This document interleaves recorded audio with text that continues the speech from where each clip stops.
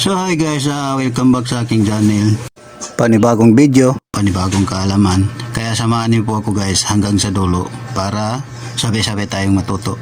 Ito po yung guys, mag-set up po tayo ng VLAN setup po.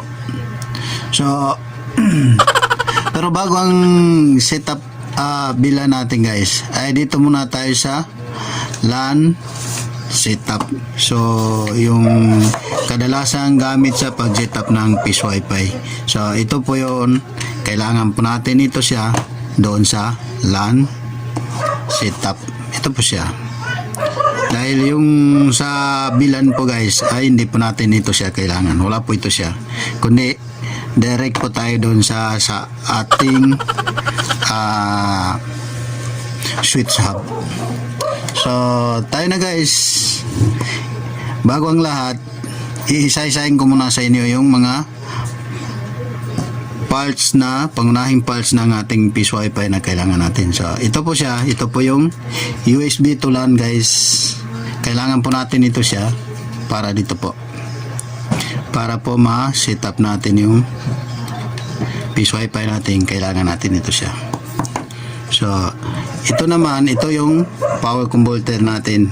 Dito po yung input niya, 12 volt. Manggagaling po dito sa ating power supply na 12 volt. Ito po, isaksak dito.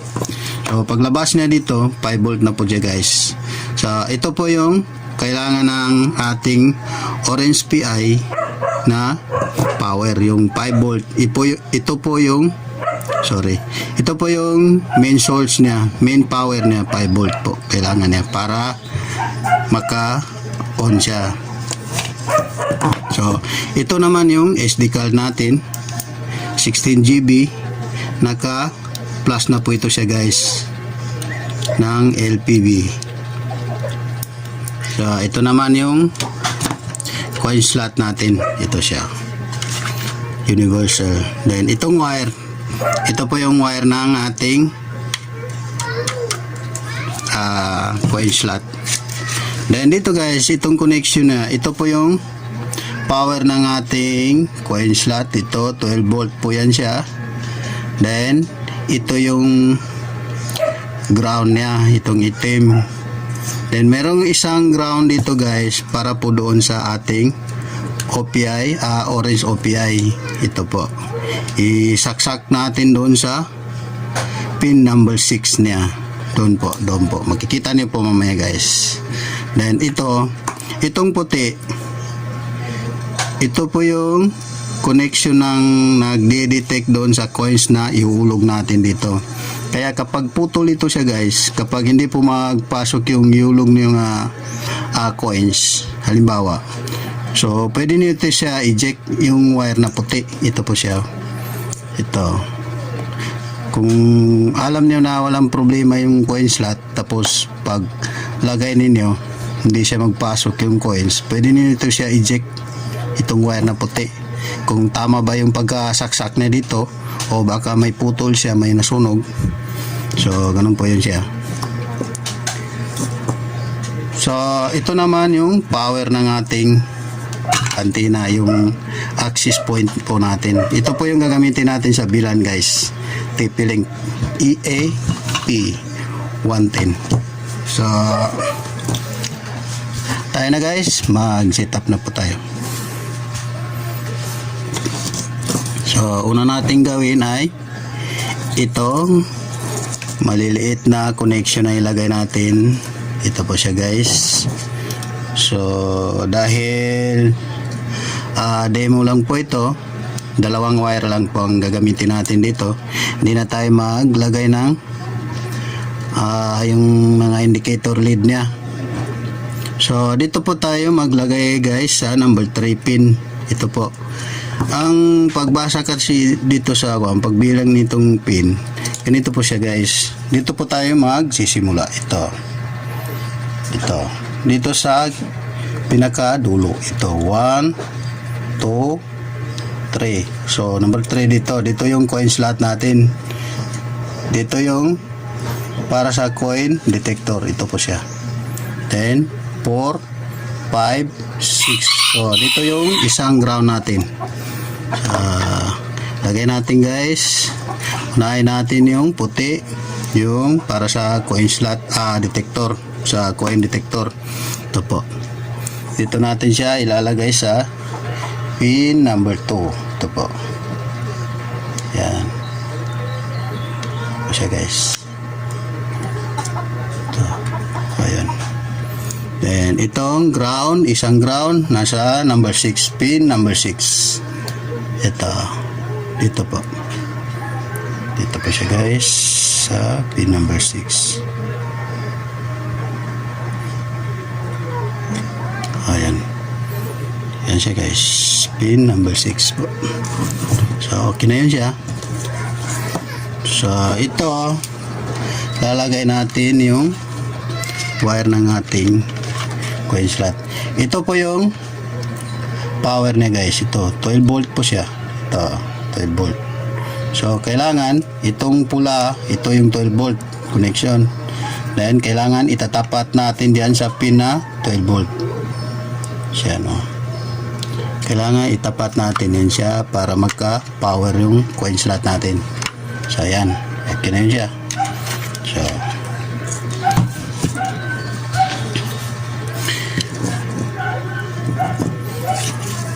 lang.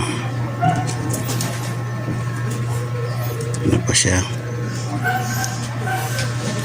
So ito naman, ito yung ipa-power up natin sa ating orange PI.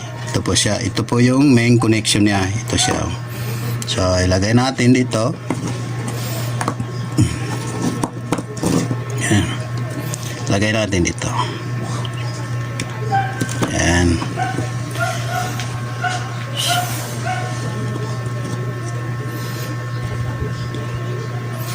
Then itong USB to LAN, dito po natin siya ilalagay guys. Dito. Yan. Then dito sa power ng ating adapter ng ating access point, dito natin ito ilalagay, itong wire na maiksi. So hanapin po natin dito yung nakalagay na LAN. So ayan po siya, LAN. So dito po natin siya ilalagay, ganyan. Then yung karugtong niya, dito natin siya ilalagay sa ating USB. Dito po siya. Dito po siya. Oh, ayan. So yun na po. Then so ano pa? Then panghuli, ito pong connection po ng internet natin, main source ng ating internet. So ito po siya. Yan po siya guys. Ito siya. Doon po siya nakakonect guys. Pasensya na sa gulo. Yun po. Yan po yung switch hub po natin guys. Ito po. So yan po siya guys. Diyan po tayo nagko-connect yung blue wire natin. Ito po siya. Ito. Ito po siya.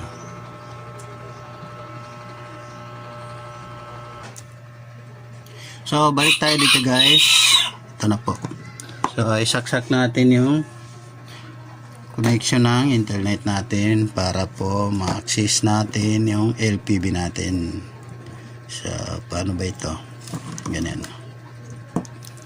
So dito po yung main source natin guys. Dito po siya.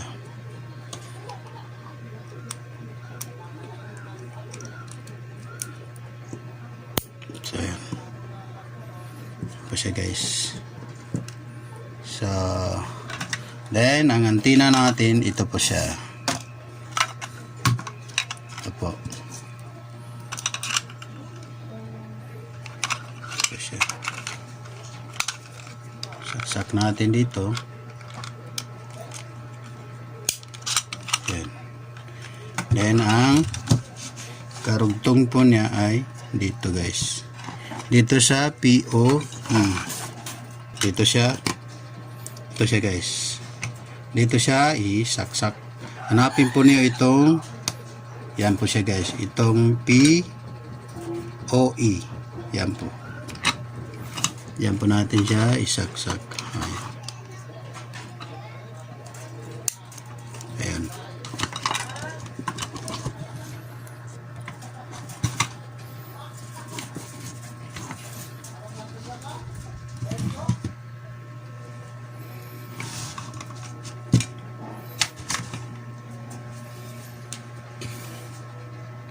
So ayan guys, tapos na po ang wiring natin. Kaya sandali kayo, parang magulo guys. Pasensya na. Ayan, ganyan na natin. Ganyan po natin siya. Ayan o. So ayan po siya guys. So ngayon, isaksak na natin ito.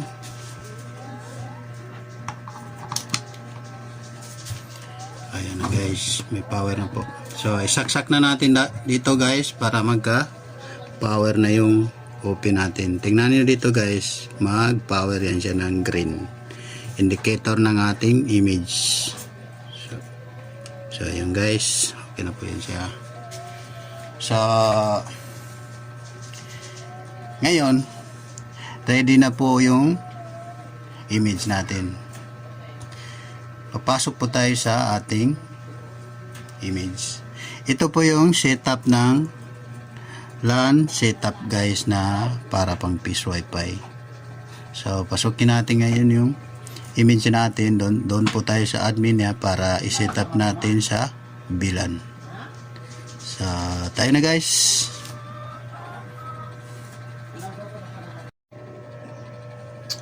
So, dito na po tayo guys. Set up po tayo ng pasukin po natin yung image ng ating LPB.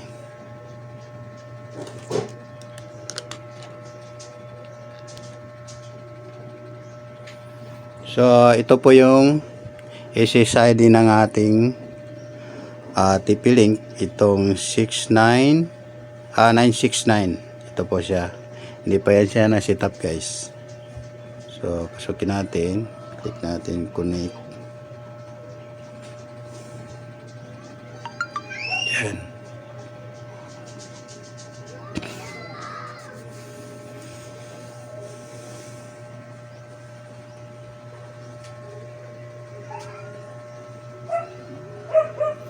So dito na po tayo guys sa ating image, sa portal ng ating Wi-Fi.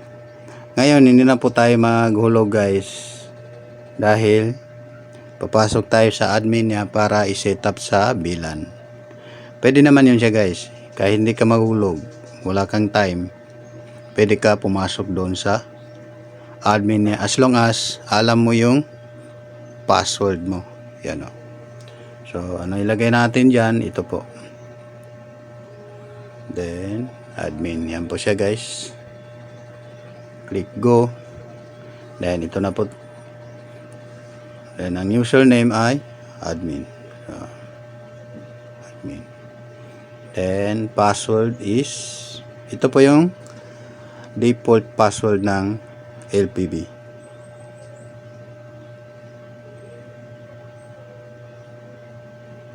Then sama natin yung CAPTCHA. Kaya hindi tayo makapasok kapag hindi natin yan siya na ilagay W. So ayan. So ayan na po guys. Dito na po tayo sa admin. Pasok na tayo. So pagdating dito, click natin dito. Then hanapin natin ang interface. Ito. So ito po siya guys. Click po natin ang interface. Yan o. So andito na tayo. Pagdating dito, para ilagay natin sa VLAN, itong ETHI o access point, click natin dito sa dulo, ito. So andiyan na po yung VLAN guys. Ito po siya. So ayan. Click natin. Ayan na, VLAN na po siya. Then tandaan niyo po yung VLAN tag ID. ID ni LPB guys, ito po siya, 13. Kasi kailangan natin yan doon sa pag-setup ng ating access point o antenna natin. So 13 guys, tandaan lang po natin. I-save natin dito. Punta tayo sa baba. Ito po. Save natin dito guys. Yan, click. So, hintayin natin. Mag-green yan. O, yun. Nakabila na po yung image natin guys. So, ang sunod natin gawin, setup naman natin yung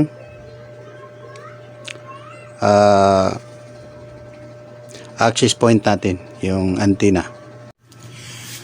Sa pag-setup ng access point guys, itong TP-Link, kailangan po niya ng internet. Hindi po natin siya ma-setup kapag wala siyang connection.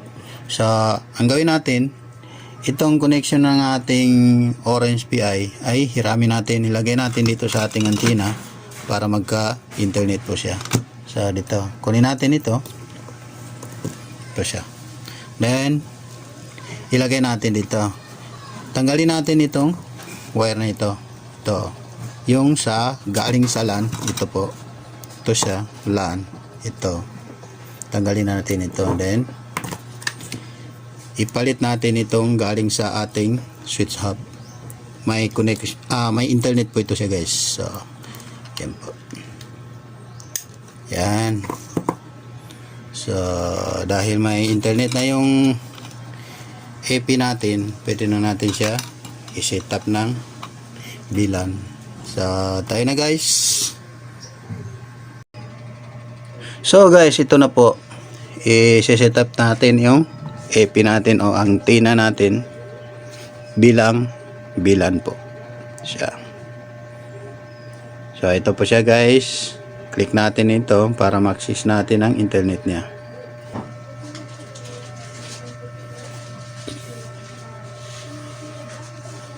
So, yan po guys, may connection na po siya. Ngayon may connection na siya, punta tayo sa Chrome. Ito po.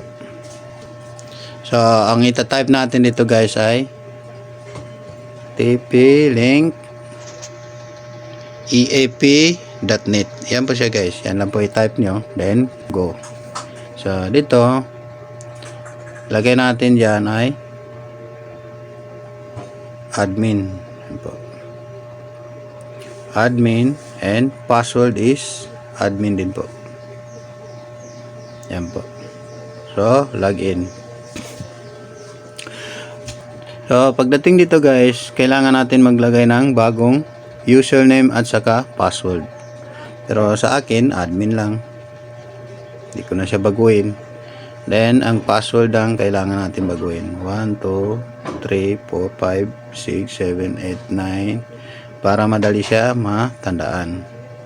So, dito. 1, 2, 3, 4, 5, 6, 7, 8, 9, 10. So, ito po yung password ng admin guys. Pag papasukin niyo ulit ang admin, ito na po yung gagamitin niyo. Yung nilagay niyo na password. Ito po siya. Click next. So, dito na. Maglalagay na po tayo dito ng SSID guys. Ito po siya. SSID at saka password ng Wi-Fi. Maghingi siya ng password. Magpalagay siya ng password. So, lagay na natin dito ang VLAN. AP. Temporary lang po ito siya guys. AP VLAN. Yan po. So, lagay lang tayo ng password dito. Yan. Kasi tatanggalin din natin yan mamaya. I-disable natin guys. Kasi hindi po pwede sa Peace Wi-Fi na may password. Mahirapan po yung mga customer natin. Ito siya. Save. So, punta tayo sa Wi-Fi natin guys. Hanapin natin kasi naka-disconnect na po tayo sa kanya dahil may password na po siya ngayon. Ito. At saka naiba din yung SSID niya. Ito na po siya guys. Connect tayo ulit. Then, ano ang nilagay natin? Ito. 1, 2, 3, 4, 5, 6, 7, 8, 9. So, ayan. Ayan. Ayun guys, connected na po tayo, nakabalik na tayo. So, ang gawin naman natin guys, ngayon napalitan na natin yung SSID at saka may password na siya. Balik tayo dito sa ating Chrome. Ito. Connect tayo ulit, refresh lang natin ito. Yan. Connect tayo ulit sa kanyang admin. Pasukin natin siya. Ito. Ito po guys, dito na tayo sa kanyang admin. Then, next na gagawin natin, click po natin itong wireless. Then, tatanggalan muna natin ang password ito.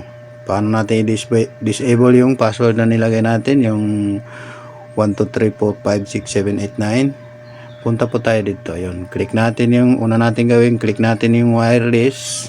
Punta tayo dito sa action. Ito po. Click natin dito. Then, punta tayo dito sa kabila. Ito.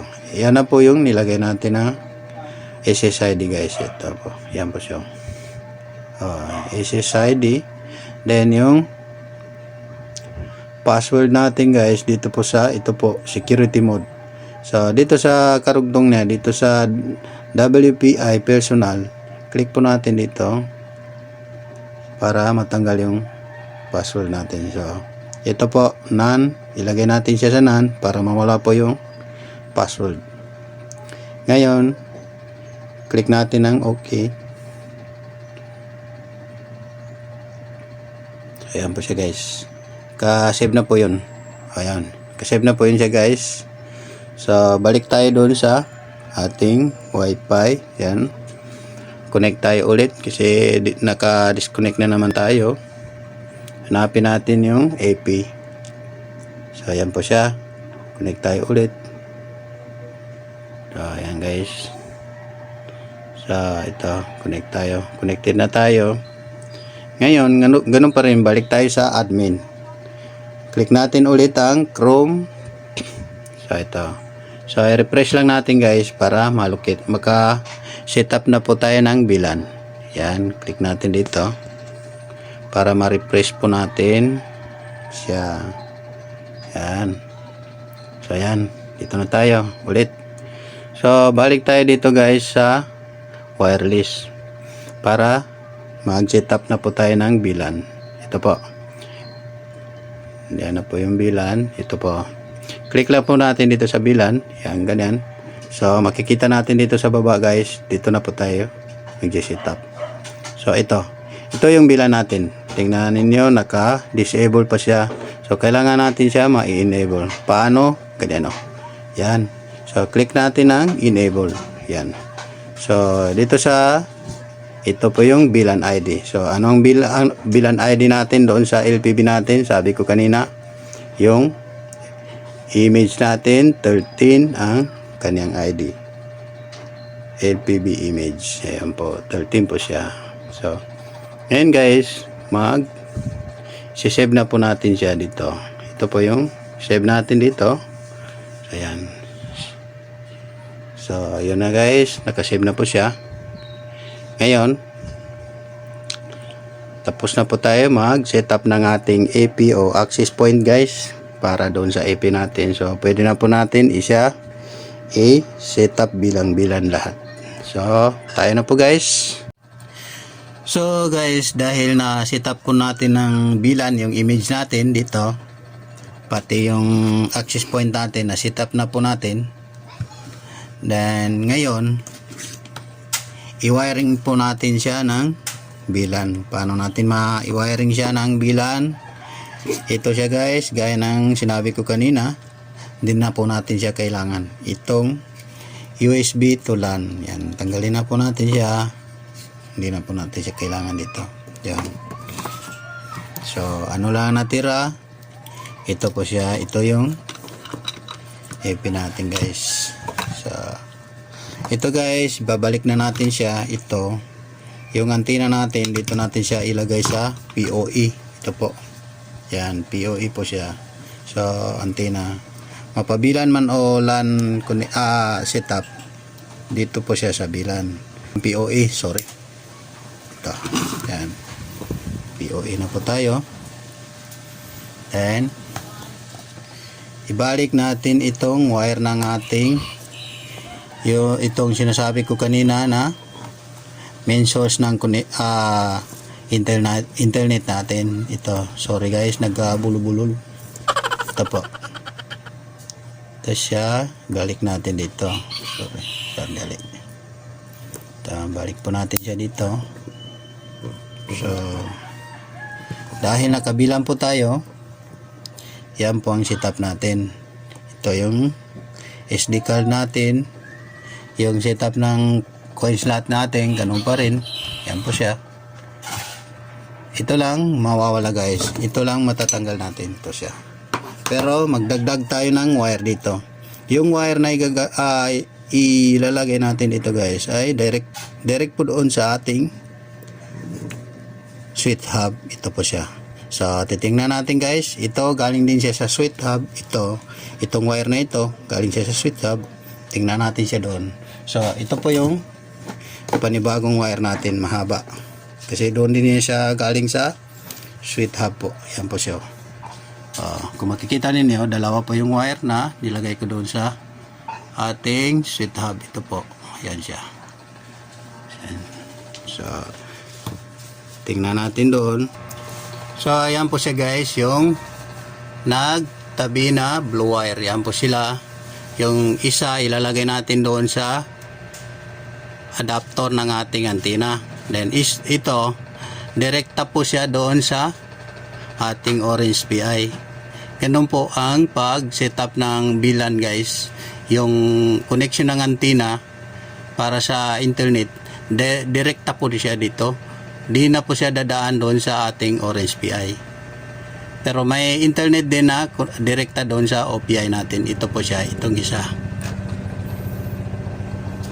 So balik tayo doon guys. So ngayon, ilalagay na po natin itong wire ng internet natin para dito sa ating access point. Siya. Dito rin siya ilalagay sa LAN guys. Tandaan niyo po, dito po siya sa LAN. Ito. LAN. No? Yan po siya. Sa LAN po natin siya mailalagay yan. Yeah. So, yan. Tapos na tayo mag-wiring guys. I-testing na naman natin ito. So yan. Nagka-wiring na po siya guys. Tingnan natin yung coin slot natin. Ito po siya. So, nagka-wiring na po yan siya. Ito po. Ito. So, medyo magulo din guys. Pasensya lang.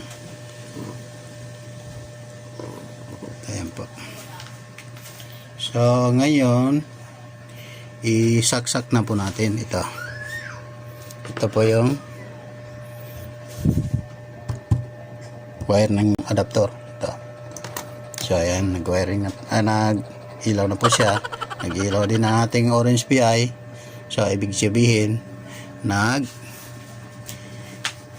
on na po tayo. So, ang connection, ang setup natin guys ay bilan na po siya. Nakabila na po yan siya guys. So, ngayon, i-testing natin, mag-connect po tayo. Yan po siya guys, yung wiring natin sa ating bilan po. So, ito po guys, kung makikita natin yung connection ng ating access point ay direkta po doon sa ating power adapter. Ito po siya. Doon po siya nakasaksak sa POE. Then itong wire na ito, dito siya nakasaksak sa LAN. Then direkta po ito siya sa ating switch hub po. Yan o. So balik tayo dito guys. Then susubukan na po natin siya i-connect.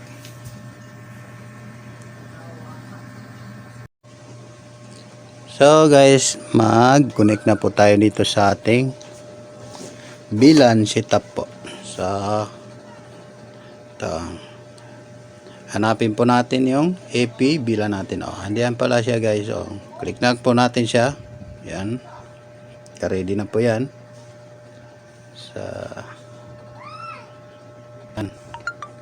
So yun guys. So ayun guys. Success po guys ang ating setup po. Bila na po ito siya guys. Try natin sa hulugan. So pasensya na guys, hindi ko po maipakita yung paghulog ko ng coins doon sa ating coin slot dahil iisa po yung cellphone na ginagamit ko sa pag video guys. So pasensya na talaga. So click natin dito guys, maghulog po tayo. Ayan na po guys, pumasok na siya. So ayan guys, pumasok na po siya. Camping po tayo.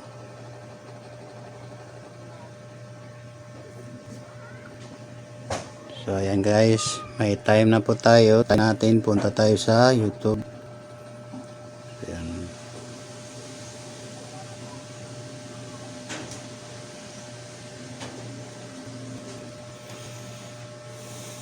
So ayan guys, meron po guys. Ayan, may YouTube po tayo guys. So ayun po guys.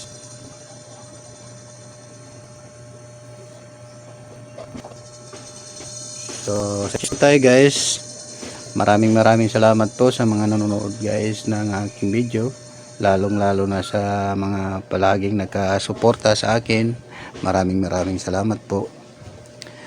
Sa hindi pa naka-subscribe guys, pa-subscribe para updated po kayo sa lahat ng aking i-upload. Sa mga nagtitiwala sa akin, maraming salamat po. Sana po may natutunan po kayo sa ating video ngayon guys. So maraming salamat po.